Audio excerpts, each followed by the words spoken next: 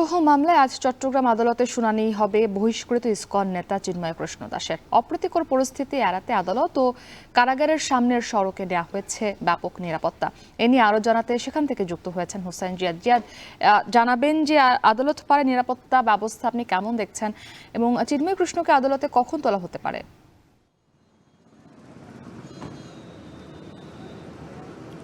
মুক্তি, আমরা যতটুকু জেনেছি যে সকাল 10টার পর চিন্ময় কৃষ্ণ দাসকে আজ আদালতে তোলা হবে। তার নির্ধারিত শুনানি রয়েছে আজকে।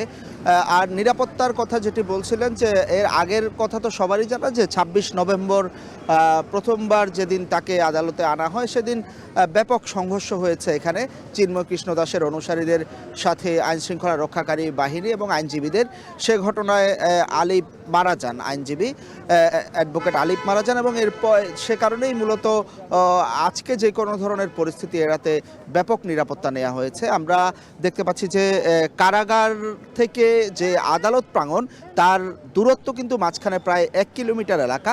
পুরো এলাকায় আমরা বিজিবি থেকে শুরু করে পুলিশ, র্যাব, সেনাবাহিনী রাস্তায় রাস্তায় টহল আমরা দেখতে পাচ্ছি, এবং প্রত্যেকটি মোড়ে পুরো সড়কটির দুপাশে আসলে একরকম বলা যায় যে ঘিরে রাখা হয়েছে। এবং আমরা যেই সড়কটি এখন দেখতে পাচ্ছি সেটি ধরে আসলে জেলা প্রশাসকের কার্যালয় এবং আদালত প্রাঙ্গণে যাওয়া হয়। আজকে একেবারে ভোর থেকে আমরা দেখছি যে এই সড়কগুলো ডিভাইডার দিয়ে বন্ধ করে রাখা হয়েছে, এবং যারা আদালতে আসছেন তাদেরকে জিজ্ঞাসাবাদ করা হচ্ছে, নির্দিষ্ট কার্ড দেখা হচ্ছে তাদের এখানে, যারা এবং আইডি কার্ড দেখে মূলত তাদেরকে ঢোকানো হচ্ছে। এবং যাদের আইডি কার্ড নাই বা খুব একটা জরুরি কাজে আসেননি তাদেরকে দুপুর 12টার পর আসতে একই সাথে বলা হচ্ছে, এবং তারা যে মালামাল আনছেন সেগুলো একই সাথে চেক করা হচ্ছে। অর্থাৎ ব্যাপক নিরাপত্তা নেওয়া হয়েছে পুরো আদালত প্রাঙ্গণ জুড়ে।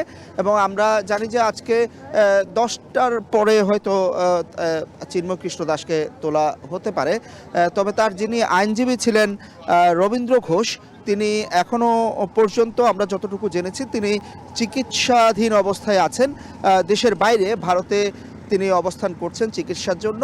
ফলে তার আইনজীবী কিন্তু আজকে আদালতে আসছেন না। সেই হিসাবে আসলে হয়তো আমরা যতটুকু আইনজীবীদের সাথে কথা বলে জেনেছি, যেহেতু তার আইনজীবী আজকে শুনানিতে আসতে পারছেন না, সেক্ষেত্রে লিগ্যাল এইডের মাধ্যমে হয়তো একজন আইনজীবী আজকে তার জন্য আদালত প্রাঙ্গণে তার জামিন শুনানির জন্য হয়তো দাঁড়াতে পারেন। তবে সেটিও এখনো পর্যন্ত নিশ্চিত নয়, কারণ এর আগে আমরা দেখেছি যে আইনজীবী না থাকায় মূলত তার শুনানিটি আজকে 2 তারিখের জন্য ধার্য করা হয়েছিল। কারণ তার পক্ষে যেসব আইনজীবী দাঁড়িয়েছিলেন সেই সব আইনজীবীও পরে আলিফ হত্যাকাণ্ডের ঘটনায় মামলার আসামি হয়েছেন, ফলে তারা তার পক্ষে আসলে দাঁড়াতে পারছেন না। পরে সুপ্রিম কোর্ট থেকে রবীন্দ্র ঘোষ যিনি এসেছিলেন তিনিও কিন্তু আজকে কলকাতায় রয়েছেন। ফলে এই পুরো বিষয়টি আসলে রহস্যে থেকে গেল। তবে এর মধ্যে গতকাল চট্টগ্রাম আদালতের যারা আইনজীবী রয়েছেন তারা কিন্তু মানববন্ধন এবং বিক্ষোভ করেছেন। তারা দাবি করছেন যে আলিফের হত্যাকাণ্ডের ঘটনা এবং তদন্তের বিষয়টি খুব ধীর গতিতে আগাচ্ছে। তারা বলছেন যে এটি দেশে 70,000 যে আইনজীবী রয়েছে তাদের মান মর্যাদা সুনামের সাথে জড়িত।